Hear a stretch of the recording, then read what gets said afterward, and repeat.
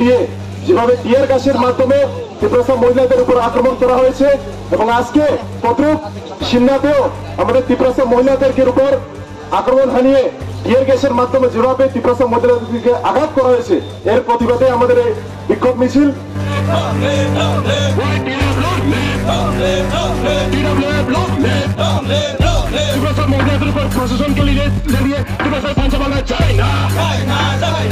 কারণ ওনারা জানে মহারাজ যদি প্রত্যেকটা জায়গায় যায় ত্রিপুরাসারা সেখানে ভিড় জমায়, কারণ ত্রিপুরাসাদের একটা জনমত ত্রিপুরামতার সাথে মহারাজের সাথে আছে।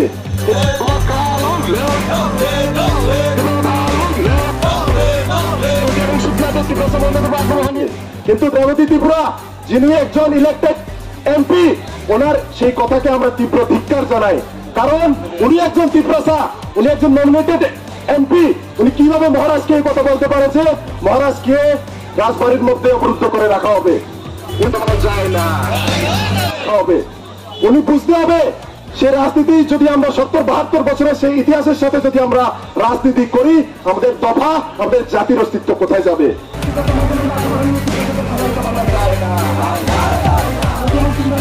আমি পাতাল কন্যা জমাতিয়া ম্যাডাম সম্পর্কে বলতে চাই ছিল কি যতদিন পর্যন্ত বাংলাদেশিরা বিতাড়িত হবে না টিপিএফ দল কখনো ভোটে দাঁড়াবে না। ত্রিপুরামতার সেই দাবি ছিল না, সেই দাবি ছিল টিপিএফ এর নেতৃত্ব পাতাল কন্যা জমাতিয়ার, কিন্তু দেখা গেছে কি উনি লক্ষ লক্ষ টাকা হাতিয়েছেন ত্রিপুরাসাদেরকে এনআরসি কেস করার নাম করে ত্রিপুরাসাদের থেকে লক্ষ লক্ষ টাকা হাতিয়েছেন। লাস্টে কি হয়েছে? লাস্টে সেই পাতাল কন্যা জমাতিয়া সেই পাতাল কন্যা জমাতিয়া ত্রিপুরাসাদেরকে ঠকিয়ে আজকে বিজেপিতে সামিল হয়েছে। তো ভাবুন আপনি আমাদের মহারাজ ত্রিপুরাসাদেরকে 2023 সালের পরে স্বর্গ দিতে চায় আর বিজেপি কি দিতে চায়? পাতাল।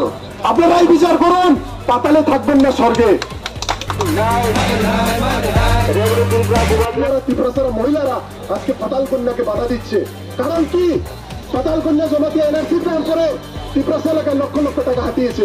এর জবাব যতদিন পর্যন্ত পাতাল কন্যা জমাতিয়া না দেয় ত্রিপুরা এলাকায় পাতাল কন্যা জমাতিয়া ঢুকতে পারবে না, সেটা ওনাদের মনে রাখতে হবে।